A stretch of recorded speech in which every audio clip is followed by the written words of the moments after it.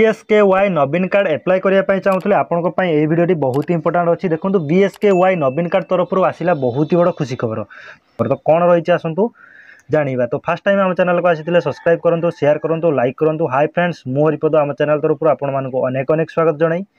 आज ये video start करवा। ये भिडियो रही BSKY नवीन कार्ड एप्लाय करने चाहूँगे देखो BSKY नवीन कार्ड तरफ आसला बहुत ही बड़ खुशी खबर।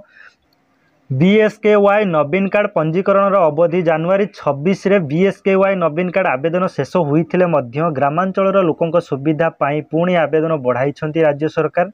फेब्रुआरी 8 तारिख जाए आवेदन अवधि बढ़ा जाइछि। कौनसी भी योग्य हिताधिकारी जेपरी एही BSKY नवीन कार्ड रु वंचित न हेबे ताहाको आखि आगरे रखी राज्य सरकार BSKY नवीन कार्ड रो डेट टी वृद्धि करा जाइछि जहाँकि आवेदन तारीख आपन रही 8 फेब्रुआरी 2024 जाए आप डेट टी रही। तो BSKY नवीन कार्ड एप्लाय करने चाहूँगे आपंकर लास्ट डेट जहाँकि वृद्धि आपंकर आपंकर रही फेब्रुआरी 8 जाए आपंकर वृद्धि रही। BSK अवधि वृद्धि नहीं स्वास्थ्य सचिव निर्देश पर आज पुणी थे आवेदन आरंभ होइछि। तो BSKY नवीन कार्ड आवेदन अवधि द्वितीय थर पर वृद्धि करा जाइछि। एहा पूर्व थे आवेदन तारीख वृद्धि करा जाइथिला जहाँकि BSKY नवीन कार्ड रो आवेदन स्टार्टिंग डेट रही कि जहाँकि जनवरी 6 तारिख रु आपंकर जनवरी 16 तारिख पर्यंत रही एवं तार सेकेंड टाइम आपंकर डेट टी 16 तारिख रु वृद्धि जहाँकि जनवरी 26 तारिख पर्यंत रही।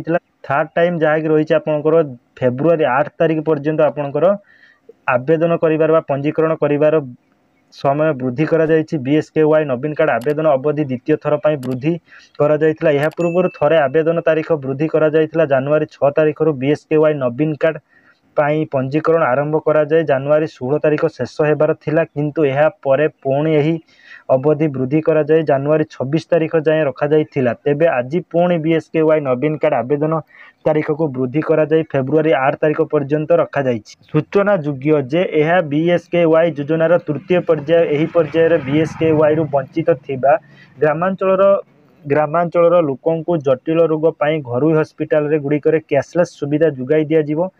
एही पर्यायर केवल सरकारी कर्मचारी एवं आयकरदाता मानक बाद दे ग्रामांचल सबु परिवार जो माने वर्तमान BSKY योजना अधीन रे नाहांती तो सेमाने आमर एही योजना जहाँकि BSKY नवीन कार्ड योजना रे शामिल हेबे एवं सेमानक समस्ते आमर एही BSKY नवीन कार्ड पाई परिबे एवं सेमाने मध्य उभय राज्य भितर एवं बाहर सबु पंजीकृत घरोई हस्पिटाल गुड़िकर निर्धारित जटिल रोग गुड़िकर चिकित्सार सुविधा पाइपर। यही तृतीय पर्याय संप्रसारण राज्यर 1,10,00,000 रु अधिक परिवार जहाँकि आम लोक संख्यार प्राय 90% अटे।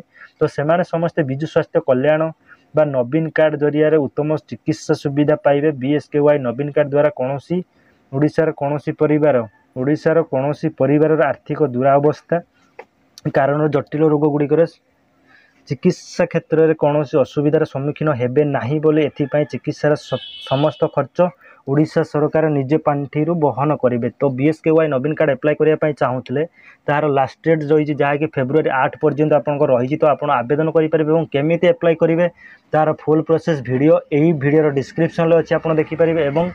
BSKY रिलेटेड किसी भी अपडेट पाइबा चाहूँगे एवं ही आम चैनल को सब्सक्राइब करूँ शेयर करूँ लाइक करूँ।